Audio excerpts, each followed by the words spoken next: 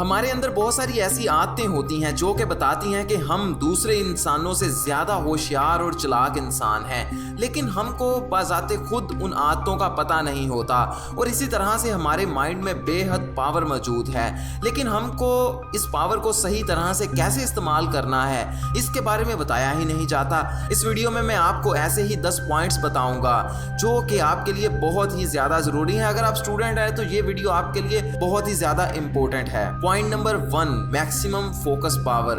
आप जितनी मर्जी बादाम खा लो, लेकिन आपका माइंड एक काम पर ज्यादा से ज्यादा, बहुत अगर ज्यादा अच्छा करेगा तो वो 45 मिनट्स तक ही फोकस कर सकता है। फोकस आपने बेशक अपनी स्टडी पर करना हो, किसी दूसरे काम पर करना हो या अपने किसी प्रोजेक्ट पर करना हो, लेकिन आप 45 मिनट से ज्यादा कभी भी फोकस नहीं कर पाओगे, क्योंकि आजकल हमारी ग़िज़ा अच्छी नहीं है। इसलिए जब भी आपने स्टडी करनी है या कुछ भी करना है तो उस काम को आप 25 मिनट तक करो और उसके बाद में 5 मिनट्स की ब्रेक लो और फिर इसी तरह से 25 मिनट काम करो और ब्रेक लो। अगर 25 मिनट तक भी आप फोकस नहीं कर पा रहे तो इसको कम करके आप 15 मिनट पर भी ले आ सकते हैं। Point number 2, memory time. क्या आपको मालूम है कि आपकी मेमोरी पावर या फिर याद रखने की ताकत सबसे ज्यादा अच्छी तरह से काम सुबह 8 बजे से लेके 12 बजे तक करती है और उसके बाद स्लो हो जाती है और दोबारा रात 9 बजे के बाद आपकी मेमोरी या याद करने की ताकत अच्छी तरह से काम कर रही होती है।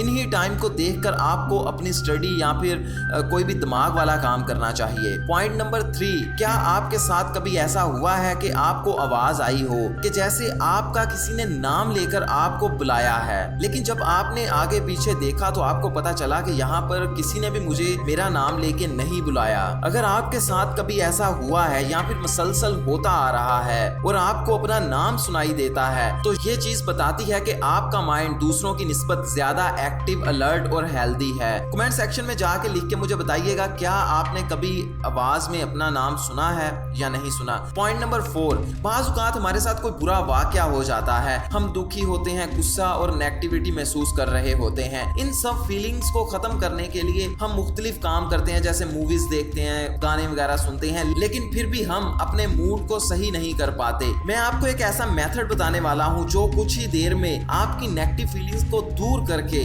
आपका मूड ठीक कर देगा।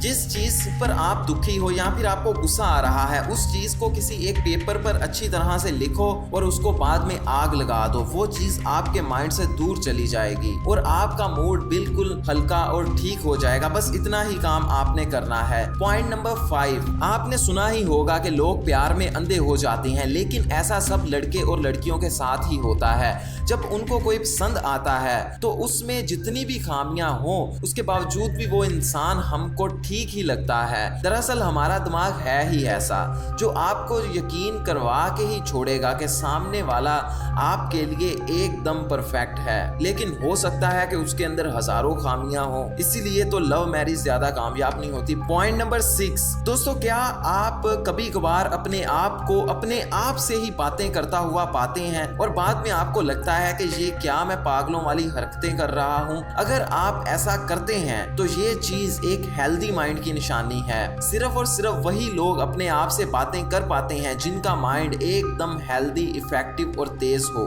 अपनी सोचों में गुम रहने और अपने आप से बातें करने, इन दोनों के दरमियान में फर्क है। मुझे कमेंट सेक्शन में जाके अभी बताइएगा क्या आपने कभी अपने आप से बातें की हैं। पॉइंट नंबर 7, जब हमको कोई रिजेक्ट करता है तो ये चीज हमको फिजिकली पेन देती है। अगर आप किसी जॉब इंटरव्यू के लिए गए और उन्होंने आपको रिजेक्ट कर दिया, या जिससे आपकी शादी की बात चली थी उन्होंने आपको रिजेक्ट कर दिया, तो ये चीज आपको फिजिकल पेन, दर्द देती है। फिजिकल दर्द, जिस्मानी तौर पर आपको दर्द होता है, हालांकि किसी ने भी आपको मारा नहीं होता। क्या आपको कभी किसी ने रिजेक्ट किया है? कमेंट सेक्शन में जाके मुझे लास्ट में बताना। पॉइंट नंबर 8, हमारा दिमाग किसी इंसान पर या चीज पर सिर्फ और सिर्फ एक दफा ही भरोसा कर सकता है। अगर एक बार वो भरोसा टूट गया तो फिर आप जितनी मर्जी कोशिश कर लो, आपका माइंड आपको उस इंसान पर वापस से भरोसा नहीं करने देगा। इसलिए अगर आपने एक दफा सामने वाले से झूठ बोल दिया तो सामने वाला इंसान आपको हमेशा ही झूठा समझेगा।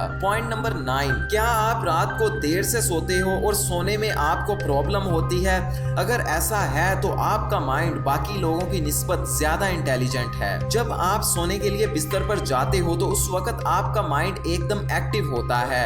अब सोने के लिए आपके माइंड को डीएक्टिवेट होना पड़ता है, क्योंकि आपका माइंड इतनी ज्यादा तेजी से काम कर रहा होता है कि वो एक्टिव स्टेट से डीएक्टिवेट स्टेट में जाने के लिए बहुत ज्यादा टाइम ले लेता है, और इसीलिए आप रात को इतनी देर तक जागते रहते हो। कमेंट सेक्शन में जाके बताइएगा क्या आप रात को देर तक जागते हो या नहीं जागते। पॉइंट नंबर 10 आखिरी पॉइंट है, अगर आप स्टूडेंट हो तो ये चीज आपके लिए बहुत ही अच्छी होगी।